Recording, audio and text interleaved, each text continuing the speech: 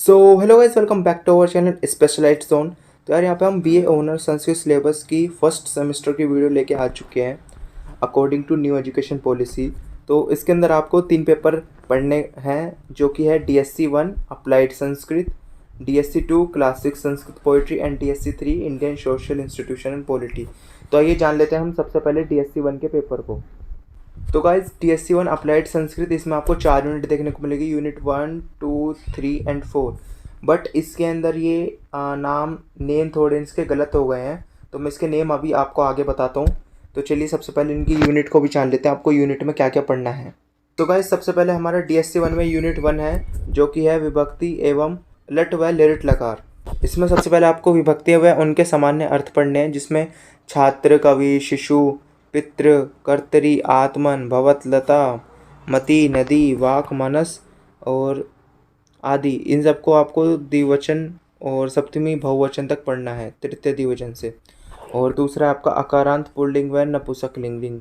इसमें आपको प्रथम और द्वितीय विभक्ति भवादि, तुदादि, दिवादि एवं चुरादि लट लकार प्रथम पुरुष में वाक्य रचना करनी है। एंड यूनिट 3 में आपको अकारांत पुल्लिंग व नपुंसकलिंग शब्दों की सारी विभक्तियों में एक वचन की। तो गाइस बेसिक सी बात ये है आपको, जो कि मैं देखो अलग पेन से हाईलाइट कर देता हूँ, छात्र, कवि, शिशु, पितृ, कर्तरी, भवत, लता, मति, नदी, इन सब को गाइस आपको एक वचन, बहुवचन, द्विवचन सबसे पहले आपको ये जान लेना है, और इसको आपको पुल्लिंग, स्त्रीलिंग और नपुंसकलिंग लिंग में अच्छे से याद कर लेना है। बेसिकली इन तीनों पॉइंट में यही कहा गया है। तो हम चलते हैं आगे अगले पॉइंट्स पे। तो पॉइंट नंबर 4 है, जो वो है प्रतिनिधि धातुओं के आधार पर गण एवं विकर्ण परिचय। इसमें आपको अस धातु, दा धातु, श्रु धातु, ज्या धातु, ग्रह धातु और क्री धातु के प्रथम पुरुष के प्रयोग एवं वाक्य रचना करनी है। फिर आपका पॉइंट 5 आता है सर्वनाम और पुल्लिंग शब्द। इसमें आपको तत्, एतत्, किम, यत् के शब्दों के साथ तुमन एवं कत्व व ल्यप, ये सब प्रत्यय हैं। मैं फिर से आपको बता देता हूँ, तुमन, कत्व व ल्यप ये सब प्रत्यय हैं। इन सब के साथ आपको वाक्य रचना करनी है। पॉइंट नंबर 6, इसमें आपको अस्मद के बारे में जानना है। और पॉइंट नंबर 7 युष्मद। अस्मद मतलब मैं, युष्मद मतलब तुम। इसके भी आपको शब्द रूप पढ़ने पड़ेंगे कि किस प्रकार चलते हैं। इसमें आपको अस्मद व युष्मद के तृतीय विभक्ति के प्रयोग एवं वाक्य रचना, वही बात आ गई गाइस।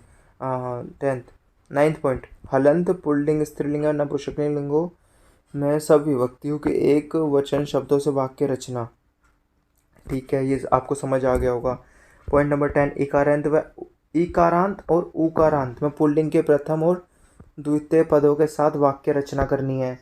और अन्य विभक्तियां के एक वचन के प्रयोग एवं वाक्य रचना पूर्व पठित करनी है। एंड 9th पॉइंट, अकारांत, उकारांत, इकारांत स्त्रीलिंग के प्रयोग तथा वाक्य रचना। अकारांत, उकारांत और इकारांत के जितने भी शब्द रूप होते हैं, इन सबको आपको वाक्य रचना करनी है। इन सब के आपको लिरिट लकार में, लिरिट मतलब वर्तमान काल, प्रेजेंट टाइम। ओके, तो अब हम चलते हैं अपनी सेकंड यूनिट की ओर। तो हमारी सेकंड यूनिट होती है कृदंत व अन्य लकार। इसमें आपको पहले पॉइंट में उपयुक्त सभी पदों के स्थान क्षत्रिय प्रत्यय के पुल्लिंग व स्त्रीलिंग शब्द में प्रयोगधारित वाक्य रचना करनी है। मतलब आपको जो क्षत्रिय प्रत्यय है उसका इस्तेमाल करते हुए पुल्लिंग और स्त्रीलिंग में वाक्य रचना करनी है। सेकंड पॉइंट की ओर आते हैं, रीकारांत पुल्लिंग व स्त्रीलिंग शब्दों के साथ उपयुक्त प्रत्ययों के प्रयोग एवं वाक्य रचना। आपको रीकारांत के जो शब्द रूप है उसको पढ़ना है और उसकी वाक्य रचना करनी है। पॉइंट नंबर 3, कत एवं त्वतु प्रत्यय कर्मवाच्य भाव। इसको ये कत और त्वतु प्रत्यय है और इसकी आपको कर्मवाच्य और भाववाच्य में रचना करनी है। ठीक है। 4th पॉइंट, सब गणों की प्रतिनिधि धातुओं के प्रयोग लंग लकार का पूर्व पठित शब्दों के साथ एवं वाक्य रचना, ये करना है आपको यहाँ। एंड 5th पॉइंट, सब गणों के प्रतिनिधि धातुओं के लोट लकार प्रयोग एवं वाक्य रचना करनी है। सब गणों के प्रतिनिधि धातुओं के विधिलिंग। गाइस मेन बात ये है, जो क्रियाएं होती हैं उसमें आपका लोट लकार, लंग लकार, लिलिट लकार, विधिलिंग और एक साथ अभी छूट चुका है मेरे से। तो इन सब के आपको क्रिया याद करनी पड़ेगी कि किस तरीके से उसमें शब्द चलते हैं, प्रथम पुरुष में, मध्यम पुरुष में और उत्तम पुरुष में। जब भी आप ये सब पॉइंट्स एक साथ समझ पाओगे। तो हम बढ़ लेते हैं अपनी यूनिट 3 की ओर। यूनिट 3 में संधि एवं तिगंत कर्मवाच्य हमें पढ़ने हैं। इसमें आपको अच संधि पढ़नी है, जिसमें आपको दीर्घ, गुण, वृद्धि, यण, आयादी और पूर्व रूप संधि पढ़नी है। फिर आपको विसर्ग संधि पढ़ने को मिलेगी। फिर आपको व्यंजन संधि पढ़नी है। फिर आपको आत्मनेपद में 5 लकार पढ़ने हैं। ये 5 लकार वही हैं जो मैंने अभी पिछले स्लाइड में बताए थे, लंग लकार, लिलिट लकार, लोट लकार, विधिलिंग। ठीक है गाइस, ये 4 हैं, मैं एक शायद अभी भूल रहा हूँ। और फिर आपको इसमें एक 5वें पॉइंट है यक प्रत्यय, ये आपको पढ़ना है और इसको आपको कर्मवाच्य और भाववाच्य में बदल लाना चाहिए। और तव्यत अन्यर के साथ कत कर्मणि प्रयोग, ये आपको वाक्य रचना करनी पड़ेगी। तो गाइस बढ़ते हैं 6th पॉइंट पे, इकाई 3 पर आधारित परीक्षा। गाइस इसका मतलब है जो ये व्यंजन संधि है, ये जो व्यंजन संधि है इसमें इससे रिलेटेड आपको क्वेश्चंस आएंगे पेपर में। 6th पॉइंट का मतलब ये है। तो गाइस हम बढ़ जाते हैं अपनी यूनिट 4 की ओर, जो कि है समास, विविध समासों की संरचना। इसमें आपको विभक्ति, इसमें आपको तत्पुरुष समास पढ़ना है, द्वंद्व समास पढ़ना है। द्वंद्व समास के बाद आपका कर्मधारय समास है, जिसमें विशेषण विशेष्य हैं, उपमा मूलक है और रूपक मूलक है, यह आपको पढ़ना है। उपपद तत्पुरुष पढ़ना है, बहुव्रीहि पढ़ना है, अव्यय भाव समास पढ़ना है। और उसके अंदर जो 7th पॉइंट है वो भी यही कह रहा है, इकाई 4 पर आधारित परीक्षा। मतलब जो उपपद तत्पुरुष है इससे रिलेटेड ही क्वेश्चन आपके आएंगे पेपर में। तो चलिए बढ़ते हैं हम अपनी नेक्स्ट पेपर की ओर, DSC 2। तो गाइस अब हम आ चुके हैं अपने नेक्स्ट पेपर DSC 2 में। तो DSC 2 के पेपर का नाम है क्लासिक संस्कृत पोइट्री। इसमें आपको यूनिट 1 में नीति शतकम पढ़नी है, यूनिट 2 में आपको कुमार संभवम पढ़नी है, यूनिट 3 में आपको किरातार्जुनीयम पढ़नी है, एंड एक आपका यूनिट 4 है अलग से। तो ये इसके यूनिट को भी जान लेते हैं हम। तो गाइस अब हम आ चुके हैं अपने DSC 2 classic Sanskrit poetry paper की ओर, जिसमें आपको यूनिट 1 में नीति शतकम देखने को मिलेगी। नीति शतकम भर्तृहरि ने लिखी है, जिसमें आपको 1 से लेकर 15 श्लोक पढ़ने हैं। कुमार संभवम, इसमें आपको 5वें अध्याय के 1 से लेकर 29 श्लोक पढ़ने हैं। तीसरा किरातार्जुनीयम, यूनिट 3 में किरातार्जुनीयम पढ़नी है, जिसमें आपको पहले अध्याय के 1 से लेकर 25 श्लोक पढ़ने हैं।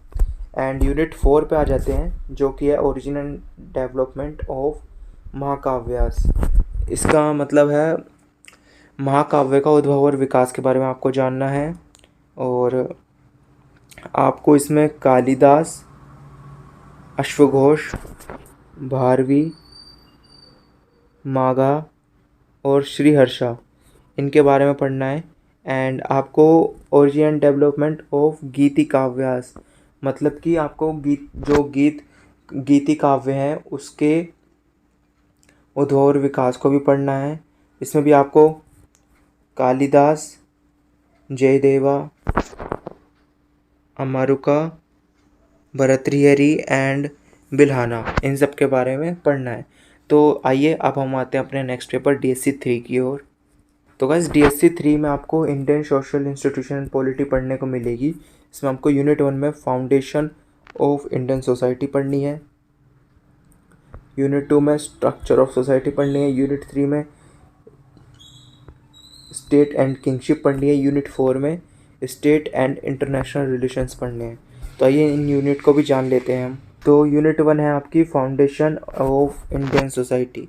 इसमें आपको सबसे पहले धर्म के बारे में जानना है कि सोर्स ऑफ धर्म क्या थे, और 14 धर्मशास्त्र कौन से हैं, dharma as social and moral duty क्या थी। ठीक है। 2nd पॉइंट में है धर्म एज एन इवॉल्विंग इंस्टीट्यूशन क्या है, direction of reasons for changes in धर्मशास्त्र में क्या है, सोशोलॉजिकल सिग्निफिकेंस ऑफ 16 संस्कार क्या थे, बैलेंस्ड लाइफ, 4 एम्स ऑफ पुरुषार्थ कटु सत्य। इसमें आपको धर्म, अर्थ, काम, मोक्ष इन सब के बारे में पढ़ना है। तो चलिए अब नेक्स्ट स्लाइड की ओर। यूनिट 2 में स्ट्रक्चर ऑफ सोसाइटी है। इसमें आपको पहले वर्ण सिस्टम एंड कास्ट सिस्टम के बारे में पढ़ना है। 4 फोल्ड डिवीजन ऑफ वर्ण सिस्टम पढ़ने हैं। फिर आपको महाभारत और महाभारत में शांति पर्व के पढ़ना है थोड़ा सा। एंड डिवीजन ऑफ वर्ण क्या है अकॉर्डिंग टू गुणा एंड कर्म, मतलब भगवत गीता में वर्ण के अकॉर्डिंग गुणा और कर्म क्या है, ये सब आपको पढ़ना पड़ेगा। Caste system and inter caste marriage क्या होती है, ये सब आपको जानने को मिलेगा। Assimilation of foreign tribes in varna system, ये आपको पढ़ना है। Up graduation and down graduation of caste क्या रही है हमारी पहले की, ये सब आपको जानने को मिलेगा। बेसिकली आपको इसमें हमारा थोड़ा भारत का इतिहास जानने को मिलेगा कैसा रहा था।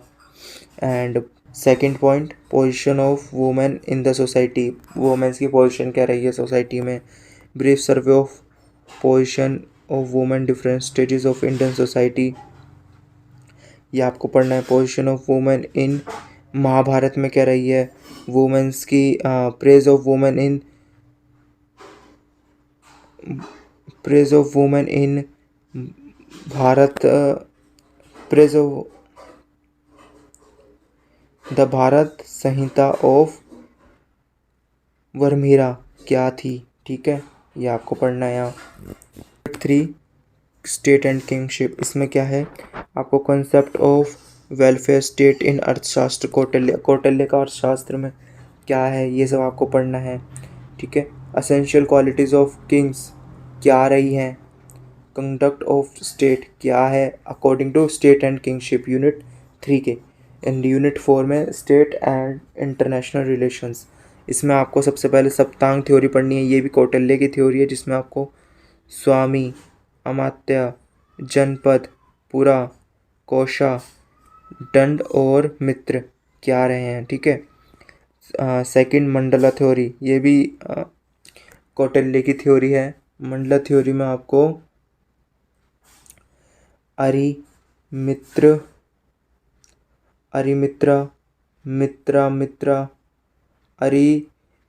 मित्रा, ये सब आपको पढ़ने हैं 5 पॉइंट।